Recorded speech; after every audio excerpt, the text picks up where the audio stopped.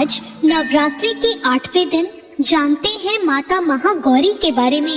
नवरात्रि अंतिम पड़ाव पर पहुंच चुकी है और आज माँ दुर्गा के 8वें स्वरूप आदिशक्ति महागौरी की पूजा की जाएगी। देवी भागवत पुराण में बताया गया है कि माँ के 9 रूपों और 10 महाविद्या सभी आदिशक्ति के अंश और स्वरूप हैं, लेकिन महादेव के साथ उनकी अर्धांगिनी के रूप में महागौरी हमेशा विराजमान रहती हैं। माँ दुर्गा के इस स्वरूप की पूजा करने से सोम चक्र जागृत होता है और इनकी कृपा से हर असंभव कार्य पूर्ण हो जाते हैं। ज्यादातर घरों में इस दिन कन्या पूजन किया जाता है और कुछ लोग नवमी के दिन भी पूजा अर्चना करने के बाद कन्या पूजन करते हैं। माँ महागौरी को अपनी तपस्या से गौर वर्ण प्राप्त हुआ था। उत्पत्ति के समय ये 8 वर्ष की थी, इसलिए इन्हें नवरात्रि के 8वें दिन पूजा जाता है। अपने भक्तों के लिए यह अन्नपूर्णा का स्वरूप है। यह धन वैभव और सुख शांति की अधिशात्री देवी है। इस दिन दुर्गा सप्तशती के मध्यम चरित्र का पाठ करना विशेष फलदायी माना गया है।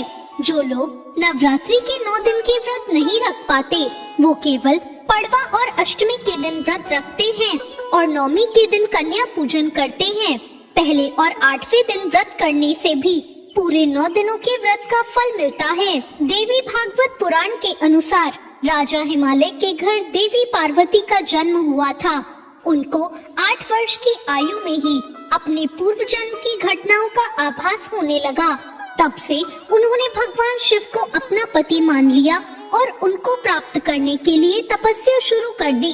तपस्या के दौरान एक ऐसा समय आया जब माँ केवल कंदमूल और फल पत्तों का आहार करने लगी और फिर तो माँ ने सिर्फ वायु पीकर ही तप करना आरंभ कर दिया। पर ऐसा करने से माँ का शरीर काला पड़ गया और फिर भगवान शिव ने माँ की तपस्या से प्रसन्न होकर उन्हें गंगा स्नान करने को कहा। जैसे ही माँ पार्वती गंगा स्नान करके आई, तब उनका शरीर बहुत उज्जवल हो गया, तो वो महागौरी कहलाई। माँ महागौरी अपने हर भक्त की मुराद पूरी करती हैं और सभी समस्याओं से मुक्ति दिलाती हैं। माता महागौरी के सभी आभूषण और वस्त्र सफेद हैं, इसलिए इन्हें श्वेतांबर धरा भी कहा गया है। ये माता 4 भुजाओं वाली हैं और इनका वाहन वृषभ है, इसलिए इन्हें वृषारूढ़ा भी कहा जाता है। इनके ऊपर वाला दाहिना हाथ अभय मुद्रा में तथा नीचे वाला हाथ त्रिशूल धारण किया हुआ है। ऊपर वाले बाएं हाथ में इन्होंने डमरू धारण किया हुआ है और नीचे वाला हाथ वर मुद्रा में है। इनकी पूरी मुद्रा बहुत शांत है। पति रूप में शिव को प्राप्त करने के लिए महागौरी ने कठोर तपस्या की थी। ये अमोघ फलदायिनी है। इनकी पूजा से भक्तों के सारे पाप नष्ट हो जाते हैं और अलौकिक सिद्धियों की प्राप्ति होती है।